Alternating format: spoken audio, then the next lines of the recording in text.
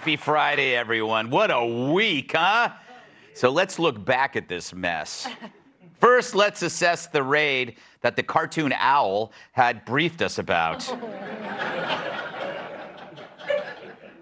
Roll it, Sven. First, I personally approved the decision to seek a search warrant in this matter. Second, the department does not take such a decision lightly. Where possible, it is standard practice to seek less intrusive means as an alternative to a search and to narrowly scope any search that is undertaken. Third, I will not stand by silently when their integrity is unfairly attacked. The men and women of the FBI and the Justice Department are dedicated, patriotic public servants. Well, he doesn't look guilty at all. I haven't seen a more sheepish face since I woke up next to that ram. Probably unnecessary. And he says they had to do it this way because, well, he never did say why, just that they had to do it this way because they had to do it that way. That's what's called circular and you need a circular saw to cut through it. Yes, honey, I slept with that stripper because I couldn't not sleep with that stripper. As a former stripper, that makes no sense. And then he played the victim, saying that the FBI agents are patriotic servants, so lay off or they'll kidnap Gretchen Whitmer. Yeah, J. Edgar Hoover would be proud of the abuse of power and the penchant for cross-dressing. I mean, why were they in Melania's closet? But let's face it, I'm joking. He is right. 99.99% of them are patriotic servants. But if you were taking the servant part too literally, there's a fine line between servants and yes men. Like the COVID vaccines, they're supposed to be better. And forgive us if we're a little wary, especially when you put threat tags on angry parents at board meetings based on a Garland memo. You know, suddenly parents became a terrorist group when the only harmful thing they do is ask you to friend them on Facebook. You just say no, because then they'll want more. But just like that, Democrats are suddenly against criticizing law enforcement. They're putting targets on the back of FBI agents. You don't have to suggest that they are. That they're planting evidence. Don't call them wolves. You don't know anything. Are going to devour the American people. Republicans have come out and condemned this, said this is banana republic kind of nonsense, demonizing law enforcement and the FBI. Republicans who are, as they complain about the weaponization of the DOJ and the FBI, are in a way weaponizing that rhetoric. They look miserable. I wish they were like this, though, during the years of rioting and defunding when the cops really needed them. We were there the whole time, and we still are. But then they went Charlie Chaplin when rioters torched cities, when Supreme Court justices were getting doxxed. Some nut tried to murder Brett Kavanaugh. Where was Garland? Dozens of crisis pregnancy centers are attacked, and Garland has no leads. Ruth Bader Ginsburg did more than Garland, and she's dead. And the press was so quiet. On CNN, you could hear Stelter's stomach growling. Oh, it's so cute around feeding time. He can catch like a sardine in his mouth. But yes, we criticize the FBI because we criticize everyone. It's the one thing I have to credit the IRS for. We've been on them since the late 1800s, right? Back when Pelosi was just a high school cheerleader.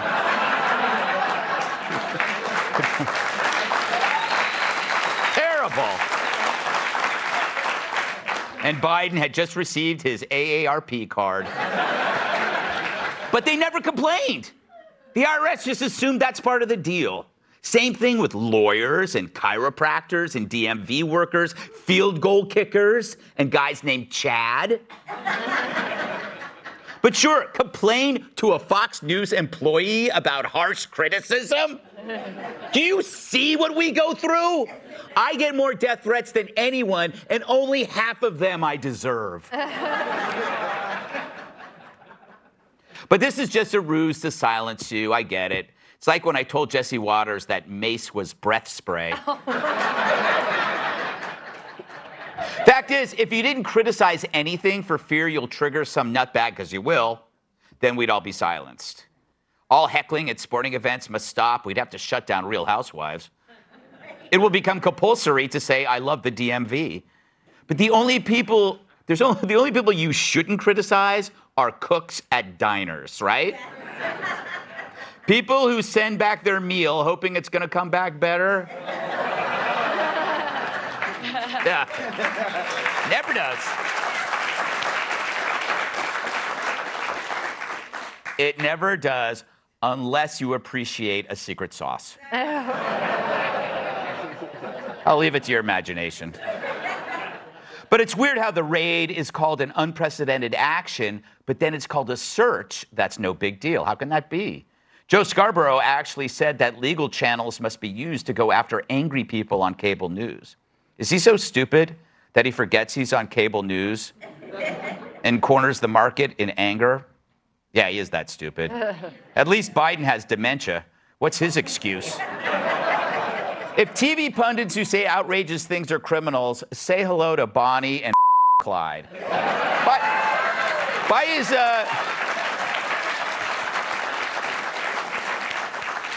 By his own reasoning, he and the wife should serve life sentences, although that would be cruel and unusual punishment for the guards. So you notice there's a pattern to every story involving Trump, or for that matter, anyone the media despises. First, the story breaks and the facts are never true. Trump says you should drink bleach. Trump says there are fine people who are Nazis. My God, the Border Patrol are whipping migrants.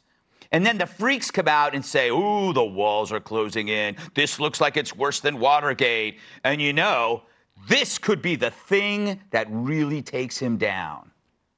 And, you know, this could be the thing that really takes him down.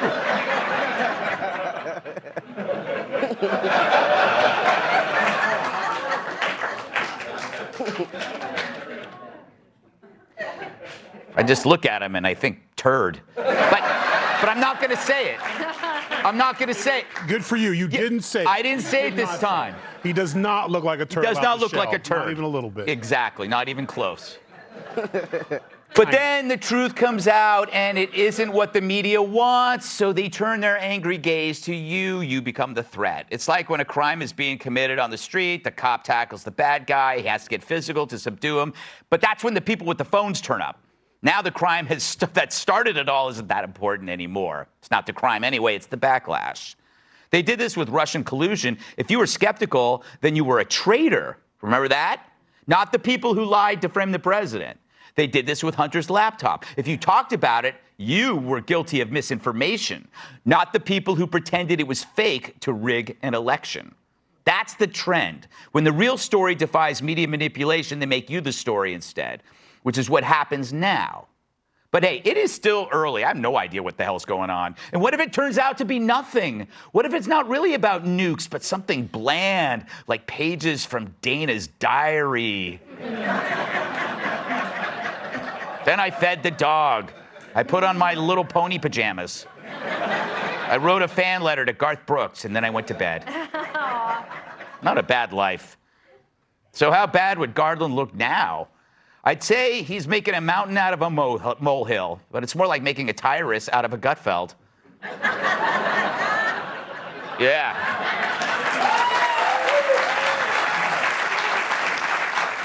Seriously, if they don't undercover a homemade movie of Donald banging every member of Menudo at a nuclear testing site, this will be the biggest bust since CNN Plus.